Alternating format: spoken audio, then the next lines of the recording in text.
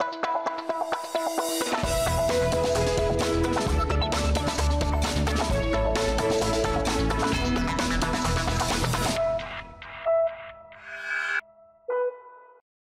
evening. You're watching the news on Croatian television. Moody's has downgraded Agrokor's rating for the third time in less than 3 months. The credit rating agency said the downgrade reflected the decision to restructure the food and retail giant under new legislation, which Moody's believes makes a default highly likely. Ante Ramljak, the government special executive appointed on Monday to oversee restructuring at Croatia's largest privately owned company, says that the situation is better than he had expected, but could not give a precise debt figure. He said banks would inject 150 million euros into the company this week to ensure liquidity over the next 4 to 7 weeks. The one thing I can promise is that all employees will get their salaries by Friday. I can also say that we have been in intensive talks with creditors about liquidity. We're talking about a figure of up to 150 million euro. We expect to have a document drawn sometime tomorrow. The first funds should be released by Thursday, and they will go to suppliers and to the company so that it can replenish its stock ahead of the tourism season. All of Agrokor's suppliers have resumed deliveries to the Konzum supermarket chain. Meanwhile, Antonio Alvarez, the restructuring consultant hired last week by Agrokor's largest creditor, Russia's Sberbank, has left Croatia, but some of his advisors are still here. Prime Minister Andrej Plenković and members of his cabinet were in Osijek today to present an economic development strategy for eastern Croatia. The Prime Minister said the government wanted to reverse the area's negative demographic trends and focus on advancing the local economy. Agrokor, which plays a major role in the farming industry, was an issue that could not be avoided. The steps we took yesterday to stabilize and consolidate the situation at Agrokor are extremely relevant to Slavonia. Today, the general outlook is already more positive, as are reports from the stock market.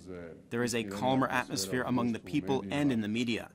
This is proof positive that it was the right decision to take a legislative and institutional approach, one that includes all stakeholders, to solving this problem.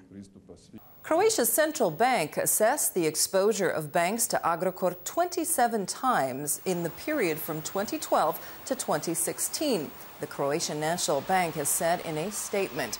The National Bank found irregularities in 16 cases, imposing limits that reduced the exposure of 16 banks to Agrokor by several billion kuna. The bank said that its measures averted systemic risk in the banking sector and all of the negative consequences for the economy that could have come with it. G7 foreign ministers meeting in Italy have agreed that there is no military solution for Syria and that Russia must be engaged in a dialogue to avoid a further escalation of the conflict. They did agree, however, that there can be no peace as long as Syria's President Bashar al-Assad remains in power. U.S. Secretary of State Rex Tillerson headed straight to Moscow, carrying a unified message from world powers denouncing Russian support for Syria. Well, I hope that what the Russian government concludes is that they have aligned themselves with an unreliable partner in Bashar al-Assad. They had signed the chemical weapons accord themselves, the Syrian government. The Russian government had signed that accord, and now Assad has made the Russians look not so good. North Korean media warned of a nuclear attack on the United States at any sign of U.S. aggression. The warning came as U.S. Navy warships moved toward the Western Pacific near the Korean Peninsula.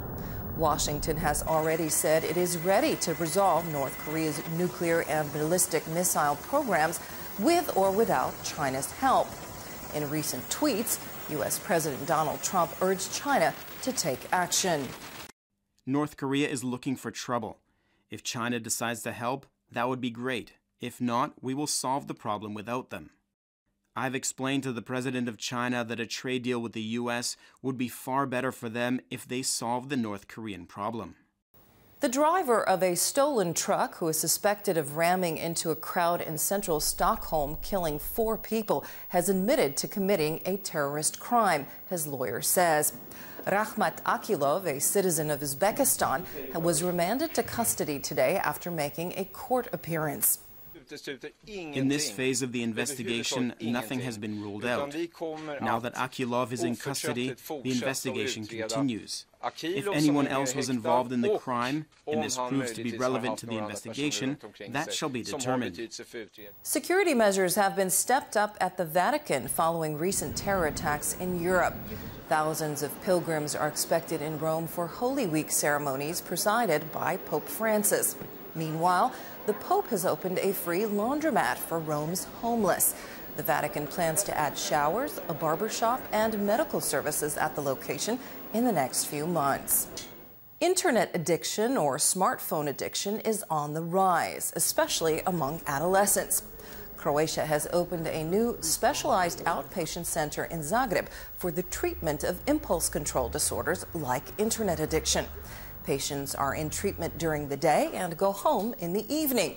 The approach to therapy for the disorder is similar to treating gambling addiction. What is specific to internet addiction is that there is no psychoactive substance. There is no alcohol, heroin, or cocaine. It is the behavior that's the problem. We are going to modify the methods we have found helpful in treating gambling addiction to treat internet addiction. In sports, Game 2 of the ABA final was played in Belgrade tonight. Croatian champions Cedevita lost to host Crvena Zvezda. The Serbian side now leads the best-of-5 series 2-1.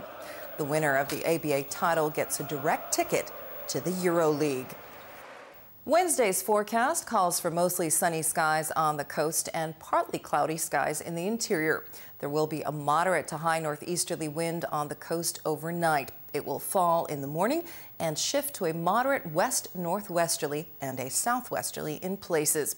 Morning lows will range from 3 to 8 degrees in the interior and from 9 to 14 on the coast. The day's highs will be between 15 and 19 in the interior and between 19 and 23 degrees along the Adriatic.